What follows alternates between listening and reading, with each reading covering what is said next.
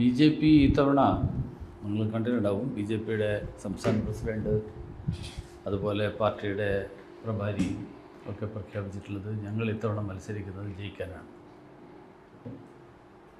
അപ്പോൾ BJP ഒരു ഇതുവരെ മത്സരിച്ചതൊക്കെ ഒരു 1-2 സീറ്റ് 2-3 സീറ്റ് എന്നൊക്കെ പറഞ്ഞിട്ടാണ്. ഇത്തവണ അങ്ങനെയല്ല. BJP ഒരു കേരളത്തിൽ BJP ഒഴിവാക്കിക്കൊണ്ടുള്ള കേരളത്തിലെ ഒരു സർക്കാർ ഉണ്ടാവില്ല എന്നുള്ളൊരു അവസ്ഥയിൽ എത്തണം എന്നുള്ളതാണ് BJPയുടെ ലക്ഷ്യം. BJP സർക്കാരിൻ്റെ ഭാഗമാകുമെന്നാണോ? BJP ഒഴിവാക്കിക്കൊണ്ടൊരു സർക്കാർ ഉണ്ടാവില്ല. ബാക്കി ഡീറ്റെയിൽസ് നിങ്ങൾ വർക്കൗട്ട് ചെയ്യുക. ഞാൻ പറഞ്ഞ സെൻറ്റൻസിനെ നിങ്ങൾ എങ്ങനെ വ്യാഖ്യാനിക്കുന്നു എന്ന് നിങ്ങൾക്ക് ഇഷ്ടം. ഞാനൊരു സെൻറ്റൻസ് പറയുമ്പോൾ അതിന് പല തലങ്ങളുണ്ടാവും. ആ തലങ്ങൾ എങ്ങനെ വേണമെങ്കിലും നിങ്ങൾക്ക് വ്യാഖ്യാനിക്കാം. അതെല്ലാം ഡീറ്റെയിൽ ആയിട്ട് ഞാൻ പറയാൻ പാടില്ല. ഒരു മാച്ച് ജയിക്കുമെന്ന് ഞാൻ പറഞ്ഞു കഴിഞ്ഞാൽ ഓരോ ബോളും എങ്ങനെ ഞാൻ ഫേസ് ചെയ്യും, ബോൾ ബൈ ബോൾ പറയേണ്ട കാര്യമില്ലല്ലോ. അല്ലല്ല, അതിലെ സംശയം വരുന്നത് കേരളത്തിലെ LDF UDF വന്നിട്ടുണ്ട്. ഈ രണ്ടിൽ ഏതെങ്കിലും ഒരു മുന്നണി വരുമെന്നാണ് പ്രതീക്ഷിക്കപ്പെടുന്നത്. അതിൽ മാറ്റം വരുമെന്നാണ് ഞാൻ പറയുന്നത്. പറ്റുന്ന ഒരു BJP ലീഡർഷിപ്പ് വരും, അതിലൊക്കെ മാറ്റം വരും എന്നാണ് ഞാൻ പറയുന്നത്. ഈ കഴിഞ്ഞ തെരഞ്ഞെടുപ്പ് സമയത്ത് ഇന്നത്തെ ഞാൻ ഈ നിമിഷത്തെ അവസ്ഥയാണ് പറയുന്നത്. അതായത് ഈ അവസ്ഥ ഒരുപക്ഷെ നാളെ മാറാം. അത് കൂടുതൽ അനുകൂലമാകാം. ഇപ്പം ഞാൻ പറയുന്ന അത്ര അനുകൂലമാവാതിരിക്കുകയും ചെയ്യാം. വളരെ കൂടുതൽ. കാരണം എന്ന് വെച്ച് കഴിഞ്ഞാൽ ഈ ഗവൺമെൻറ്റിനെതിരായിട്ട് വളരെ വലിയൊരു ആൻറ്റി ഇൻകംബൻസി ഉണ്ട്. അത് ജനങ്ങളുടെ ഇടയിൽ മാത്രമല്ല, ആ പാർട്ടിക്കകത്തുണ്ട്.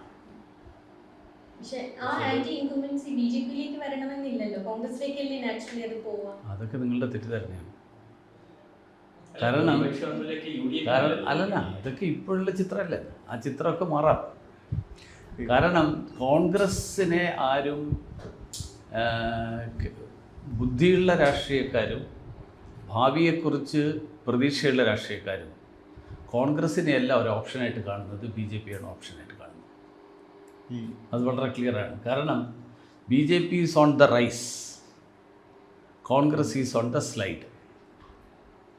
അതിൽ നിന്ന് കോൺഗ്രസ്സിന് ഒരു റിക്കവറിക്ക് വേണ്ടിയിട്ടുള്ള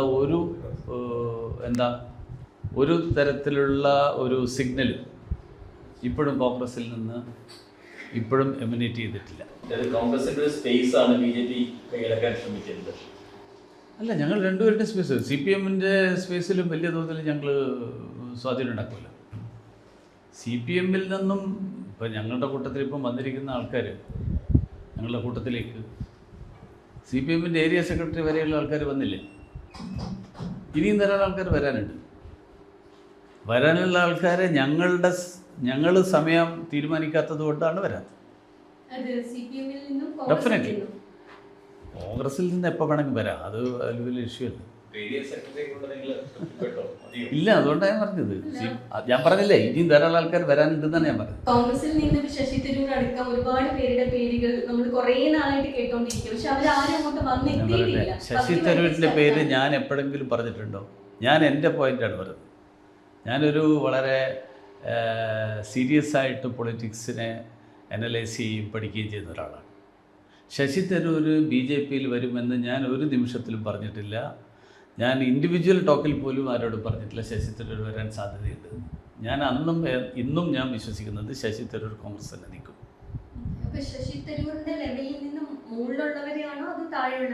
അല്ല, ഞാൻ കോൺഗ്രസ്സിൽ ആരൊക്കെ വരും എന്നുള്ളതിലേക്ക് പോകുന്നില്ല. കേരളത്തിലെ കോൺഗ്രസ്സിൽ ഇപ്പോൾ നമ്മൾ സംസാരിക്കുന്ന ഈ മൊമെൻ്റ് ഉണ്ടല്ലോ, ഈ മൊമെൻറ്റിനെ കുറിച്ച് നിന്നിട്ടാണ് ഞാൻ പറയുന്നത്. ഇപ്പം കോൺഗ്രസ്സിൽ നിന്ന് ഇപ്പം നാളെ വരാൻ തയ്യാറായിട്ട് ആരുമില്ല. പക്ഷെ അങ്ങനെയല്ല, CPM നിന്ന് വരാൻ തയ്യാറായിട്ടുള്ള ആൾക്കാരുണ്ട്. ആണ്.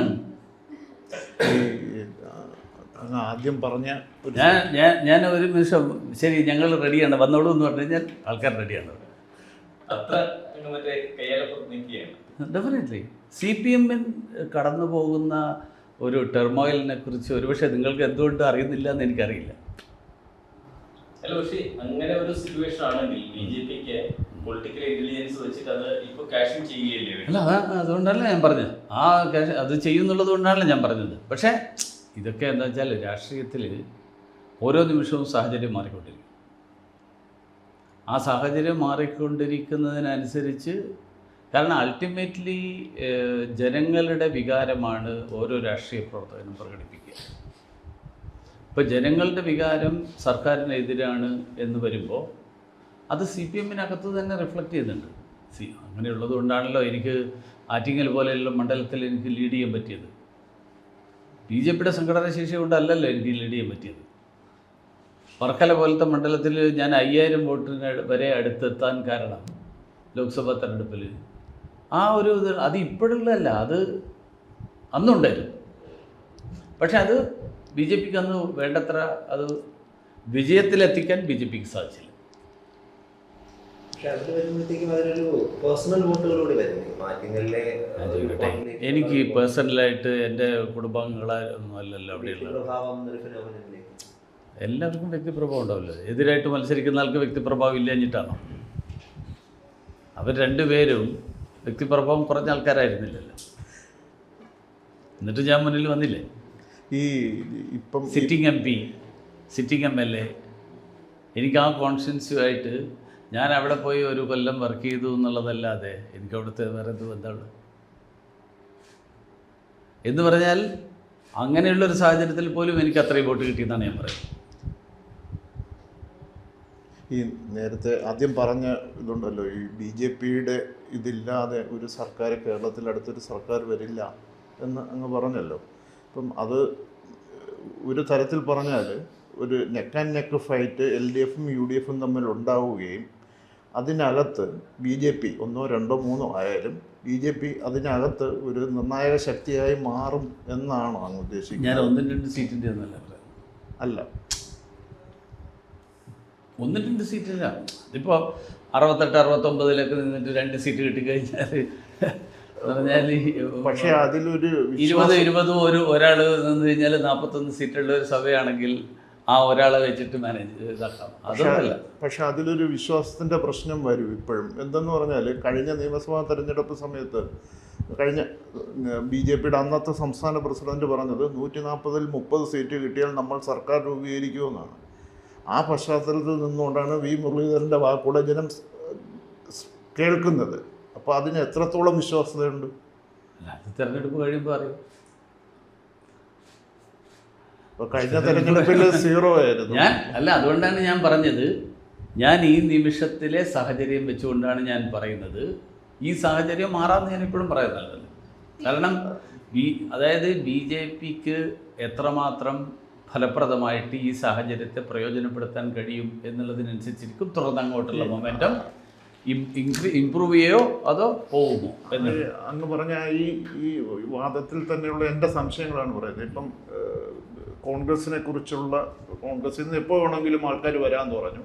ഓക്കെ, പക്ഷേ CPM ആണ് BJP-യിലേക്ക് വരേണ്ട ഒരു സ്ഥലം. ആ സ്പേസാണ് BJP കൈയടക്കാൻ ആഗ്രഹിക്കുന്നത്. എന്ന് പറഞ്ഞാൽ ഒരു കേരളത്തിലെ ഏറ്റവും വലിയ ഹിന്ദു പാർട്ടിയാണ് CPM. BJP-യെ സംബന്ധിച്ചിടത്തോളം ഹിന്ദു പാർട്ടി എന്നല്ല, ഹിന്ദു പാർട്ടി എന്നുള്ളതിനേക്കാൾ കൂടുതൽ ഞാൻ പറഞ്ഞ ഹൈന്ദവ ഒരു അതല്ല, അതായത് കേരളത്തിലെ പാർശ്വവൽക്കരിക്കപ്പെട്ടവരും പിന്നെ പിന്നോക്ക വിഭാഗത്തിൽപ്പെട്ടവരും ഒക്കെ ആയിട്ടുള്ള ഒരു വലിയ കേരളത്തിലെ വർക്കിംഗ് ക്ലാസ്, അതെ, അവിടെയാണ് ഇന്ന് സഫർ ചെയ്യുന്നത്. അതെ, അവിടെയാണ് BJP വരാൻ ആഗ്രഹിക്കുന്നത്. ഞാൻ പറയുന്നത് ഈ ഒരു വാദം ഞാൻ കേട്ടിരുന്നത് അങ്ങ് BJP സംസ്ഥാന പ്രസിഡന്റ് ആയിരുന്ന സമയത്താണ്. ആ സമയത്ത് ഒരുപാട് ദളിത് സംഘടനകൾ, ഹിന്ദു ദളിത് സംഘടനകൾ, ചെറിയ ചെറിയ സാമുദായിക ഗ്രൂപ്പുകൾ, ഇത്തരം വിഭാഗങ്ങളെല്ലാം BJP-യുടെ ഒപ്പം ചേർക്കാനും CPM-ൻ്റെ കേന്ദ്രങ്ങളിലേക്ക് വളരെ ജാഗ്രതയോടെ ഇറങ്ങാനുള്ള ഒരു പ്രവർത്തനം ഉണ്ടായിരുന്നു. V. മുരളീധരൻ സംസ്ഥാന പ്രസിഡൻ്റായിരുന്ന സമയത്ത്. അതിനുശേഷം സുരേന്ദ്രൻ വന്നു, അപ്പോഴും ഇത് തുടർന്നു. ഇതിൽ നിന്ന് വലിയൊരു പാരഡിയം ഷിഫ്റ്റാണ് ഇപ്പോൾ ഉണ്ടായിരിക്കുന്നത്. രാജീവ് ചന്ദ്രശേഖരൻ വന്നപ്പോഴുണ്ടായിരിക്കുന്നത്. രാജീവ് ചന്ദ്രശേഖരൻ വന്നപ്പോഴത്തേക്ക് ഇതല്ല BJP-യുടെ നയം. BJP ഒരു ഡെവലപ്മെൻറ്റ് പൊളിറ്റിക്സ്, ഒരു അപ്പർ ക്ലാസ് പൊളിറ്റിക്സ്, ആണ് പറയുന്നത്. ഈ പറയുന്നതിനകത്ത് അങ്ങ് പറയുന്നതും BJP-യുടെ ഇന്നത്തെ അങ്ങനെ പോളിസി തമ്മിൽ ഒരു പൊരുത്തമില്ലായ്മയുണ്ട്. രാജീവ് ചന്ദ്രശേഖർ എവിടെയും അങ്ങനെ പറഞ്ഞിട്ടില്ല. രാജീവ് ചന്ദ്രശേഖർ ആകെ പറഞ്ഞതെന്ന് വെച്ച് കഴിഞ്ഞാൽ ഈ രണ്ട് കൂട്ടരുടെയും ഭരണത്തിൽ കേരളത്തിൻ്റെ വികസനം ഇല്ലാതായി. അത് ഞങ്ങൾ അന്നും പറഞ്ഞിട്ടുള്ളതാണ്. അങ്ങ് പറയുന്ന പോലെ രാജീവ് ചന്ദ്രശേഖർ പറഞ്ഞിട്ടില്ല. അല്ലല്ല, ഞാൻ പറഞ്ഞത് ഇത് രണ്ട് ലെവലിലാണ്. കാരണം അദ്ദേഹം പറയുന്ന പോയിന്റ് ഞാൻ പറയുന്ന പോയിന്റ് തന്നെയാണ് അദ്ദേഹം പറഞ്ഞിട്ടുള്ളത്. അതായത് അല്ലെങ്കിൽ അദ്ദേഹം പറയുന്ന പോയിന്റ് ഞാൻ അന്നും പറഞ്ഞിട്ടുണ്ട്. പക്ഷെ നിങ്ങളത് ക്യാച്ച് ചെയ്യുന്നതിന് പകരം ഇത് ക്യാച്ച് ചെയ്യും. അതായത് കേരളം 1957 തൊട്ട് കേരളം രൂപീകൃതമായത് തൊട്ട് 68 കൊല്ലമായി. ഈ 68 കൊല്ലക്കാലത്തിനിടയിൽ കേരളം ഭരിച്ച മുന്നണികൾ കേരളത്തെ മുന്നോട്ട് കൊണ്ടുപോയില്ല. അതുകൊണ്ടാണ് കേരളത്തിലെ തൊഴിലില്ലായ്മ, അതുകൊണ്ടാണ് കേരളത്തിൽ നിന്ന് ആളുകൾ തൊഴിൽ തേടി അന്യ സംസ്ഥാനങ്ങളിലേക്കും അന്യരാജ്യങ്ങളിലേക്കും പോകേണ്ടി വന്നത്. ഇതൊക്കെ BJP നേരത്തെ മുതലേ പറയുന്നതാണ്. ഇതൊന്നും രാജീവ് ചന്ദ്രശേഖർ അതിനൊരു പുതിയ ടെർമിനോളജി കൊടുത്തു, വികസിത കേരളം. കാരണം പ്രധാനമന്ത്രി വികസിത ഭാരതം എന്നുള്ള ഒരു ടെർമിനോളജി ഉണ്ടാക്കിയപ്പോൾ ആ ടെർമിനോളജിയോടൊപ്പം വികസിത ഭാരതം സാധ്യമാണെങ്കിൽ വികസിത കേരളം വേണം, വികസിത കേരളത്തിലൂടെ അത് പ്രധാനമന്ത്രി തന്നെ പറഞ്ഞിട്ടാണ്. പക്ഷേ അതിനർത്ഥം ഈ പറഞ്ഞതിനെയൊക്കെ നെഗറ്റ് ചെയ്യുന്നു എന്നല്ല. ഇത് പ്രാവർത്തികമാക്കി ഇതേ കാര്യമാണ് ഞങ്ങൾ നേരത്തെ പറഞ്ഞുകൊണ്ടിരുന്നത്.